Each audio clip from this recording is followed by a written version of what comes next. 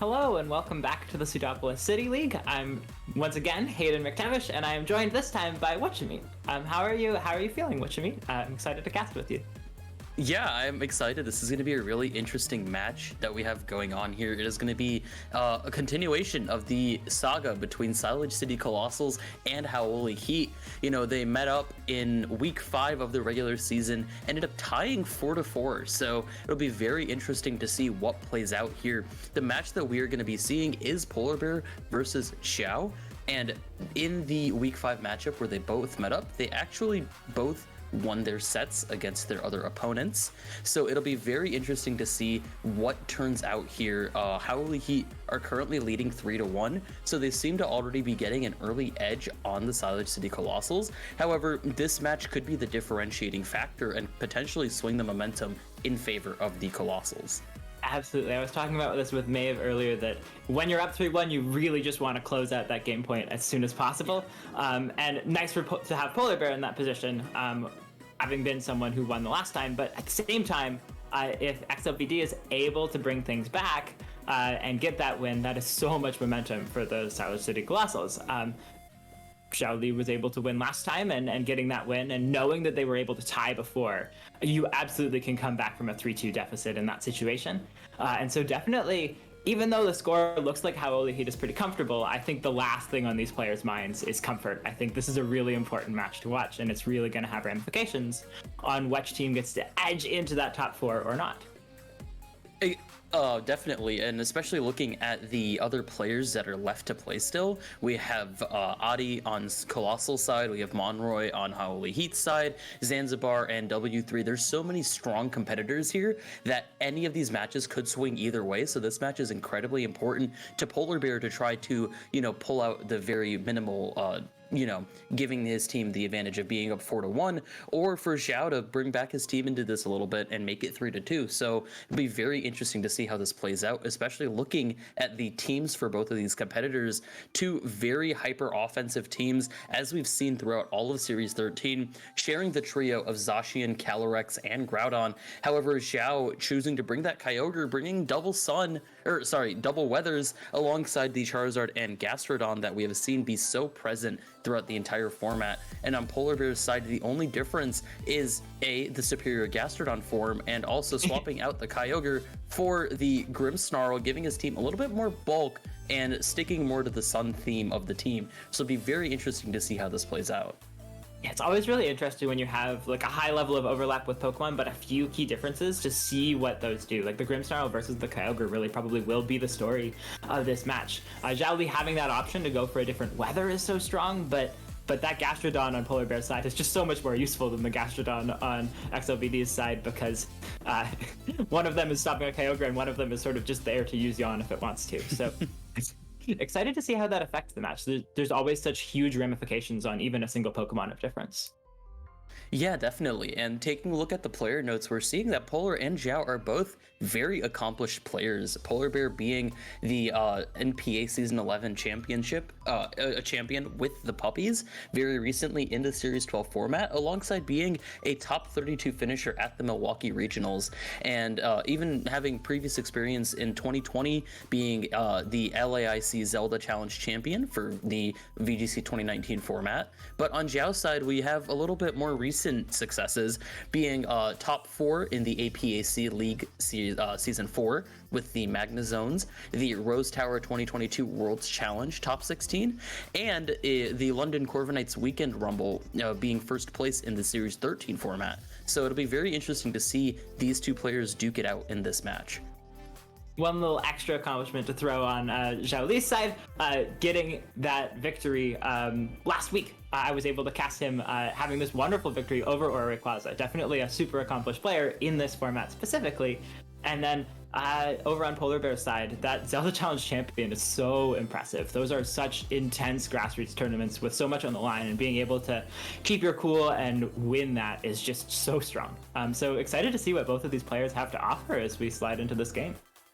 Yeah, definitely. Let's get started with the first set, or sorry, the first game of this set. It'll be very interesting to see what these two lead with, considering how similar their teams are, and ensuring that a good lead matchup goes in your favor in the first few turns is going to be incredibly vital to getting and keeping momentum. As we see Xiao's side of the field bringing out Charizard and Zacian, two incredibly strong Pokemon that we've seen. Obviously, Zacian can very easily switch into Groudon, set up the Sun for Charizard, and enable its sweeping with Dynamax. However, PqlarBear is going to be bringing out Calyrex and Grimmsnarl. This Calyrex could very easily be a supporting set with Snarl, Will-O-Wisp, and just so many other shenanigans that it has, and Grimmsnarl obviously being there to give its team some bulk, give its team some potential speed control with Thunder Wave or Scary Face, and overall just really shake up the field and give Polar an advantage.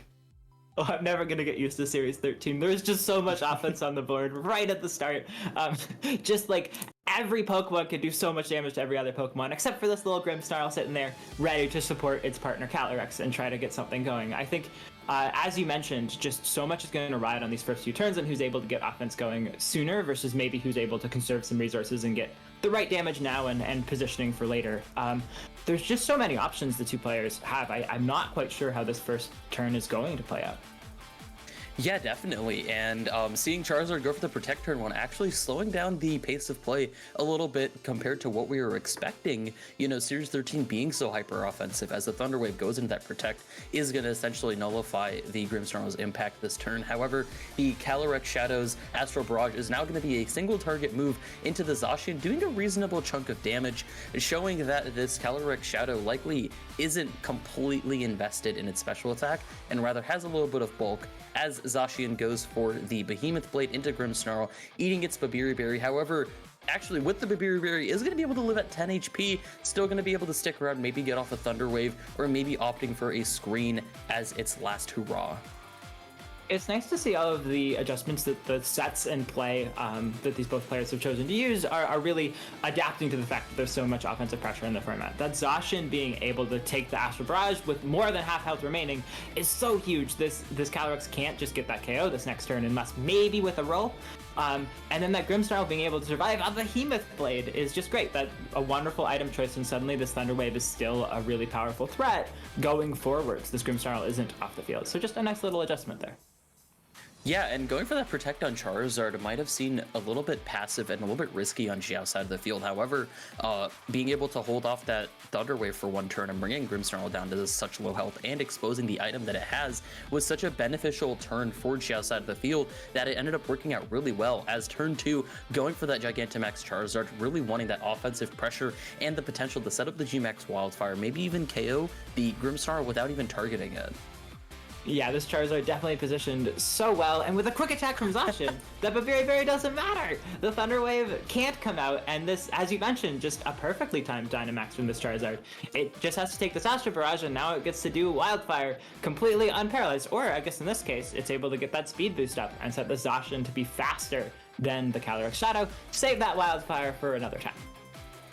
Yeah, Quick Attack Zacian, you know, in Series 12, it was kind of a meme, not really seen as a huge threat. However, in this format, because of just the excessive hyper offensiveness of having, like, for the potential of 3 to 4 restricteds per team per match, the Quick Attack Zacian becomes a lot more viable for, as we just saw, the Revenge KOs, stopping Thunder Wave from even coming out, or a potential Screen, and just so much pressure and so much momentum is on Xiao's side of the field now. That Grimmsnarl effectively didn't really do anything for the first, for the entirety of the first game for it, as PqlarBear is in a little bit of a predicament trying to figure out what to bring in against this immense amount of pressure. Calyrex also being taken down to less than half health on its own as well means that there is a reasonable likelihood that it gets taken out this turn. I think very telling that PqlarBear wanted to use that full 45 seconds to think. A really good thing to do when you're down in positioning, but definitely telling, like, there were so many cool adjustments we got to see in these first 2 turns. Like, oh, my Grimmsnarl has Thunder Wave. Oh yeah, well, I can just protect my Charizard. Oh, but I have Babiri Berry. But then the Zacian has Quick Attack. And so just like so many like back and forth choices from both players to be able to put them in this situation. And suddenly there's 2 Charizards on the field, but one of them is in a much more comfortable position than the other. And gonna be tough for PqlarBear to figure out. How do you capitalize on the fact that Zhao Li is down a Dynamax turn and you're not, but you're down by a whole Pokemon?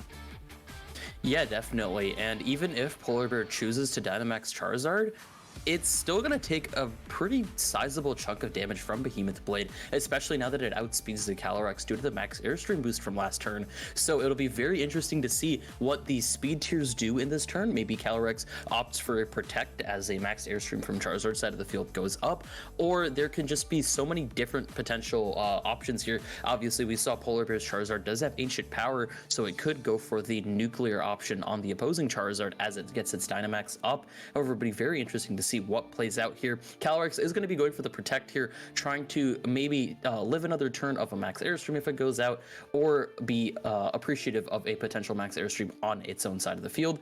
Zacian going for the Behemoth Blade into the Charizard slot, like we mentioned, is going to be doing over half damage despite it being a resisted hit because of the double power doubling from the Dynamax factor, as Charizard is going to be going for a max Airstream, and with the critical hit is not going to be able to get the KO, leaving it at just 5 HP. However, getting that speed boost that will allow this Zacian to maybe continue to outspeed this Calyrex Shadow. However, the max Airstream from Polar Bear's side of the field is going to be getting the KO onto the Zacian, removing that pressure, and another critical hit.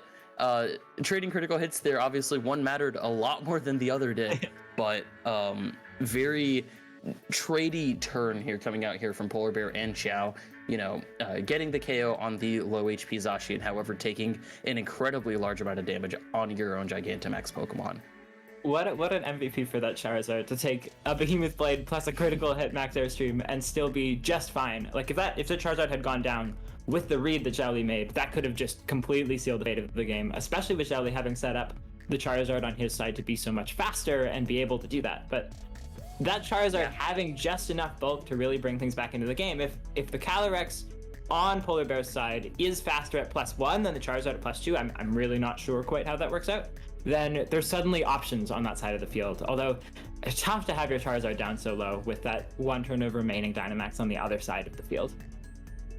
Yeah, definitely. And seeing Kyogre hit the field, Polar Bear has a very interesting decision to make. Do I bring in the Groudon and change the weather, or do I continue to keep my Calyrex in here? Hopefully it can get off a lot of damage and I can play a little bit more defensively, stall out that last turn of Xiao's Dynamax. So that actually does appear to be the option that Polar Bear is going to be going for the Max Guard. However, Charizard is going to Max Airstream into the Calyrex slot, is going to be able to get the KO, and it notably does outspeed the Calyrex despite the +1, like you said.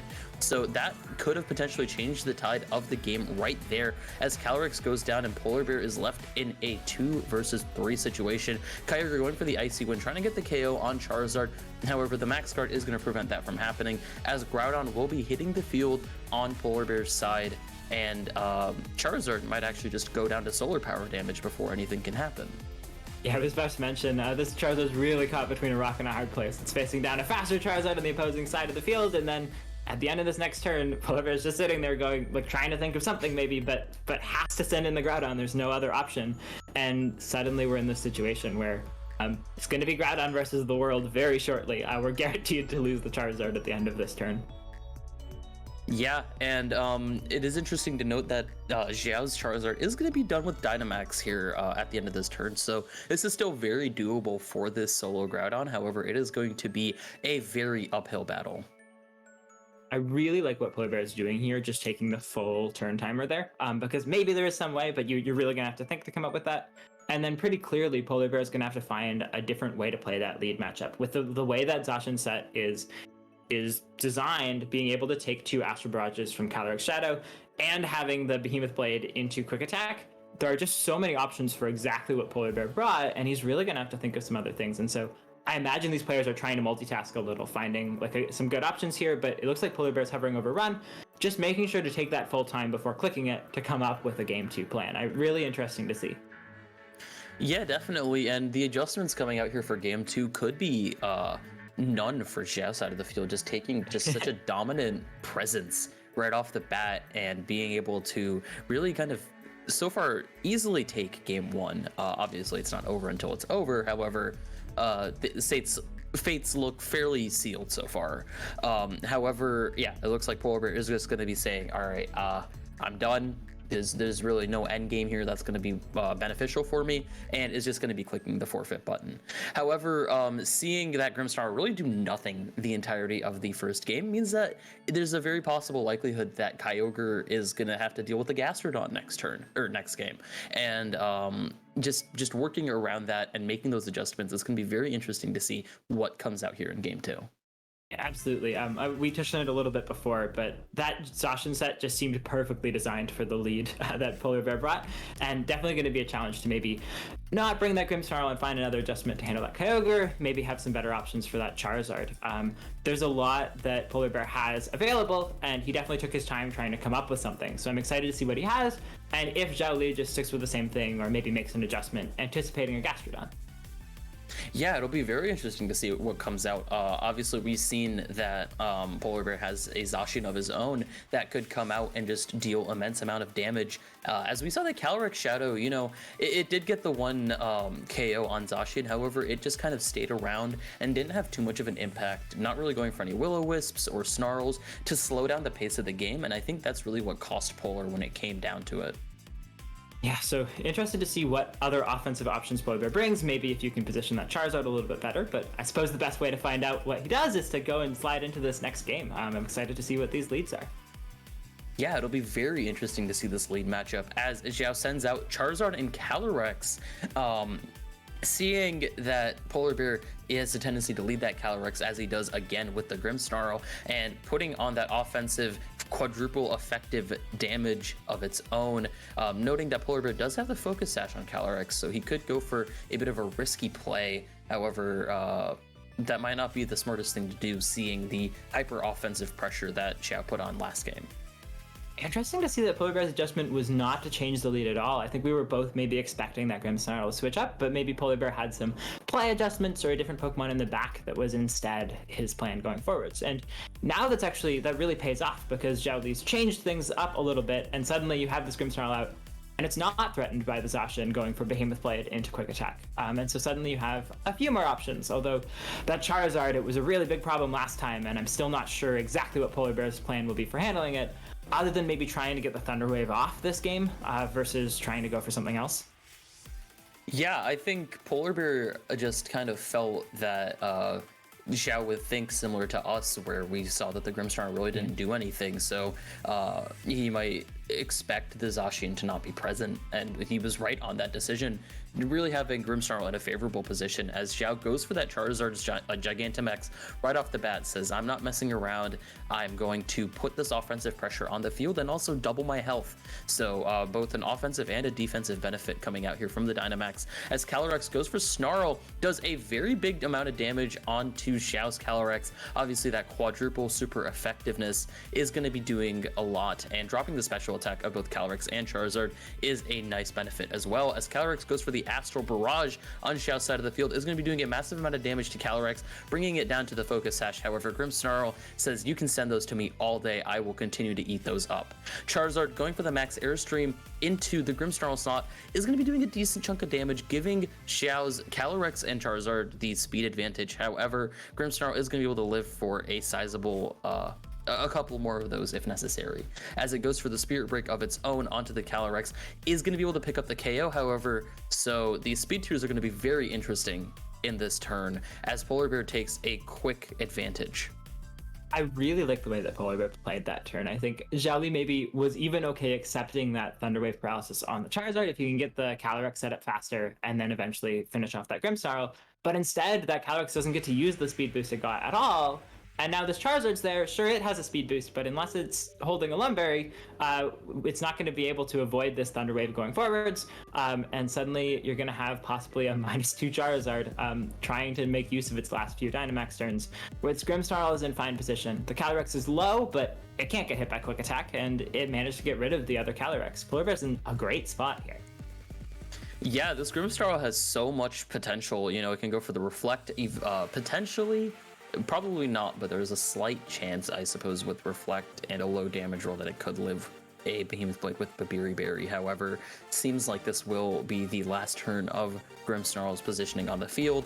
It could go for a Thunder Wave onto Charizard, or as we see, it is going to be going for a Screen, trying to keep its team alive for a little bit longer, as Zacian goes for Protect, trying to play a little bit more defensively, get that speed boost before it exposes itself to both of the Pokemon on Polar Bear's side of the field, going for the Light Screen from Grimmsnarl, seeing that the Charizard is a little bit more threatening than the Zacian is, as Charizard goes for the G-Max Wildfire. Grimmsnarl eats that fairly well. However, the chip damage from the Wildfire is going to be taking down Calyrex at the end of this turn, as it goes for the Astral Barrage, is going to be single targeting into Charizard, doing a decent chunk of damage, however not enough to take it down to less than half HP. So nice for Grimmsnarl to be able to get that light screen up before Charizard comes out. That was such a problem before that it was so threatened by the Charizard on the other side of the field. And Grimmsnarl, somehow, it's been sitting and weathering all these storms, but it's still totally fine. And if, like, sure, the Zacian can take it out with Quick Attack, but then it has to take a turn not to do Behemoth Blade. And that's going to be really easy for Polar Bear to leverage if you send out that Charizard or that Groudon.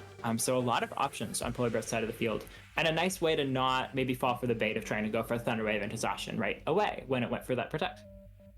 Yeah, it'll be very interesting to see whether Xiao thinks that going for that Quick Attack is a worthwhile trade, or if they just play defensively or single target Charizard and let Grimmsnarl die at the end of the Wildfire turns. So it'll be very interesting to see what Xiao decides to do, and also if Polar thinks, okay, I want to max and I want to save Grimmsnarl for later, bring Groudon in and just absolutely obliterate, or if he wants to first stall out the opponent Charizard. So there's a lot of different options that can go on here. A lot of different potential decision making that is happening, so it'll be very interesting to see what plays out. So many mind games still, even with this position that Polar Bear's gotten into. Like, which Pokemon do you target with your Charizard? Do you try to save the Grimmsnarl, or is that too much of a risk because Solar Power goes up for the other Charizard too? Do you Thunder Wave right away with Grimmsnarl? Do you do something else? There are just so many ways that this turn can go, even with Polar Bear putting himself in a good position, that it's maybe not immediately like for sure you can take a KO this turn. Yeah, Polar Bear bringing out that Groudon, saying, I want Sun, I want to do damage, and I want this max to be worthwhile right off the bat. And also saving Grimmsnarl for later in the game, that can have a potentially massive impact. You know, bringing up a Thunder Wave on a turn after Protect ends, or you bringing it in on a switch. It'll be very interesting to see how that works out. Charizard going for the Gigantamax right off the bat again, really trying to take advantage of that Sun, as the opposing Charizard goes for the Max Airstream into the Charizard slot, doing a reasonable amount of damage. Is going to be, I believe, the last turn of its Gigantamax. However, it is going to get that speed boost and also boost the opposing Zacian, as the opposing Zacian goes for the Behemoth Blade. We've seen this do a lot of damage prior, and it'll be very interesting to see if this is going to bring it into red HP, and it is not. It is going to stay in yellow, 95 HP. Obviously, the doubling from Max is going to be appreciated. Max Rockfall is going to be coming out here from Charizard, going to be able to pick up the KO on such a threatening Pokemon that really has been putting on a lot of pressure onto Polar Bear's side of the field. Really awesome for Polar Bear to be able to take that KO, but a bit challenging to have the Quick Attack not go into that Grimmsnarl slot. Putting this Charizard at so low health while the Zacian has a speed boost on its side of the field means this Charizard doesn't have a safe way to get another attack off. And then you're also in this position where this was going to happen even if you left Grimmsnarl in. That Kyogre comes in now. And I love the choice to switch that Grimmsnarl out so that you can reset Sun for the end game. But even still, it's going to be really tough with that Behemoth Blade going into the other slot. And like, there wasn't much risk for Jolly to be able to do that, because even if the Grimmsnarl stays in, it would have had to like go for a Thunder Wave on the Zacian and then target the Zacian just to stop that from happening, and the Grimmsnarl would have fainted anyways. Just such a tough spot for Polar Bear because of that Kyogre being in the back, and Jolly really played to that very well. It was okay to lose a Pokemon, because now this Kyogre really puts Polar Bear in a tight spot. Yeah, Polar Bear was really just hoping that Zacian goes for that Quick Attack into the Grimmsnarl slot and keeps Charizard at a good amount of health. However, unfortunately, it looks like this Kyogre is going to be putting a little bit too much offensive pressure onto Polar Bear's side of the field and not really having a good counter for it. It'll be very interesting to see what actually comes out. Groudon is going to be switching into Grimmsnarl, try to eat a hit and reset the Sun. However, there might not be a Sun Sweeper left to heal or to benefit. However, the Max Guard is going to come out, Behemoth Blade is going to go into the Grimmsnarl slot, and it will finally get taken out, and Charizard will live to see the sun come back out. Yeah, so nice for being able to get that KO on Grimmsnarl on Polar Bear's side to get that Groudon out. But still that challenge of the Zacian's going to still be able to finish off that Sun Sweeper next turn. Sure, Kyogre will be in Sun, but it can still use Water Spout in the Sun, and that's still going to do a whole lot to the Groudon. So going to be tough to see if this Groudon's able to do enough damage with a couple of turns, depending on how the speed works out. That might be enough. Or if we're in a situation where, because that Charizard is set up to be very convincingly slower than the Zacian, after that Airstream from Xiaoli, even an Airstream from the Charizard wouldn't change that. If that means that this is just sort of the end of the game, or if this Groudon has a way out, maybe. Yeah, this will really come down to, I feel, these speed tiers. Zacian with that +1 boost from the Max Airstream, it will be able to outspeed both Charizard and Groudon pretty easily. So if it chooses to go for the KO on Charizard, or if it just wants to get off a lot of damage onto Groudon and leave the Charizard for Kyogre, there's so many different targeting mind games, like you said, going on in this set. And it will really just come down to what Xiao considers the biggest threat, and whether that threat will be neutralized by the end of this turn or not.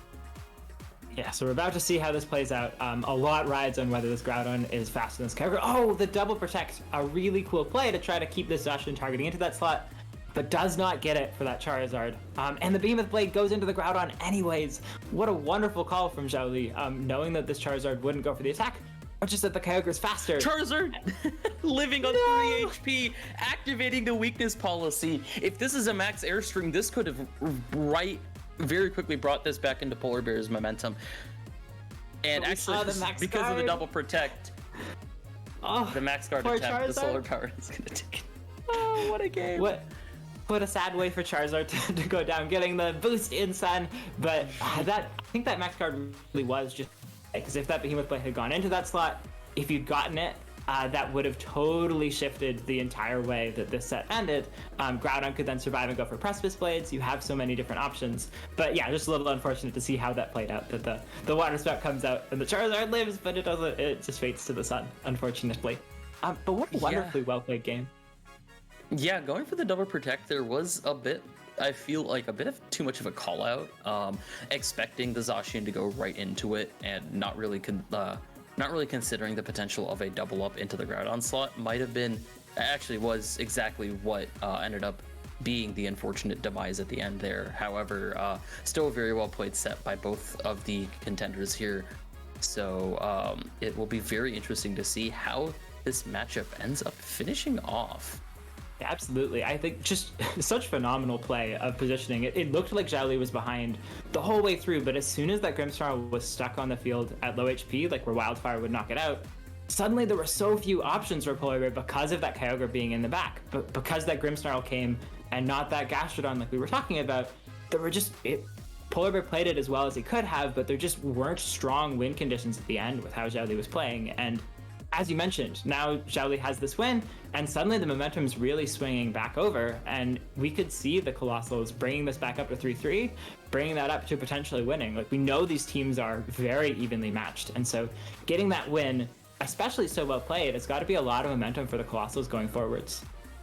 Yeah, definitely. Taking that second game, staying in this match, not really being washed out or pushed out by anybody in this playoffs is going to be very interesting to see how this ends up going out. It was very interesting to see Polar Bear, being very threatened by Kyogre in game one. However, still choosing to not bring the Gastrodon, despite the fact that Xiao's side of the field really didn't have too much to deal with it, except for a possible Energy Ball on Calyrex. But as we saw that game play out, that Calyrex got dealt with very early on, so it's interesting to see that decision making go out, and it's very interesting to see how this ended up playing out. So Savage City Colossals are able to pick up a second game, and it will be up to Adi and Zanzibar to try and finish this off. Yeah, absolutely. So don't go anywhere. We're going to be able to show you that next match in a little bit, and we're going to be able to see how this really neck and neck fight for the top four plays out. But first, we're going to take a quick little break and shift casters. Thanks so much.